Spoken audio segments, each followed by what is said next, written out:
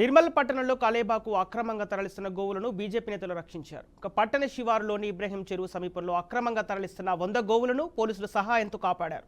ఇక ఇబ్రహీం చెరువు వద్ద ఉన్న గోవధశాలల వల్ల పర్యావరణ కాలుష్యం జరుగుతుందని, వీటిని వేరే చోటుకు తరలించి చెరువును పరిరక్షించాలని కోరారు.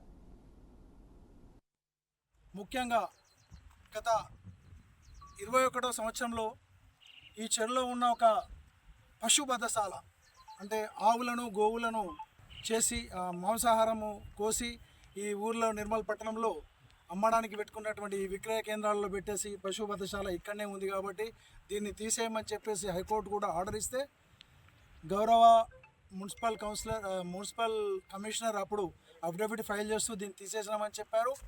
మళ్ళీ ఇక్కడ ఇవన్నీ చూస్తుంటే ఈ కుప్పలు తర్వాత ఈ ఎముకలు ఈ ఎముకలన్నీ చూస్తుంటే మళ్ళీ ఇక్కడ పశువధ నడుస్తుంది కాబట్టి దీన్ని స్లాటర్ హౌస్ ఇది ఎలాంటి పర్మిషన్ లేకుండా తర్వాత ఈ ఇంత నిర్మలమైన చెరువును కాలుష్యం చేయడానికి పూనుకుంటున్నటువంటి పశువధ చేసి అక్రమంగా వ్యాపారం చేస్తున్నటువంటి వ్యాపారస్తుల మీద గట్టి చర్య తీసుకోవాలి అని నిర్మల్ జిల్లా అధికారులకు మరియు రెవెన్యూ అధికారులకు ఇరిగేషన్ అధికారులకు జిల్లా కలెక్టర్ గారికి కూడా వినతి పత్రం సమర్పించడానికి వీటి యొక్క ఫోటోలను మేము పెట్టడానికి కూడా పెట్టి రేపు కలెక్టర్ గారికి ఒక వినతి పత్రం ఇవ్వాలి.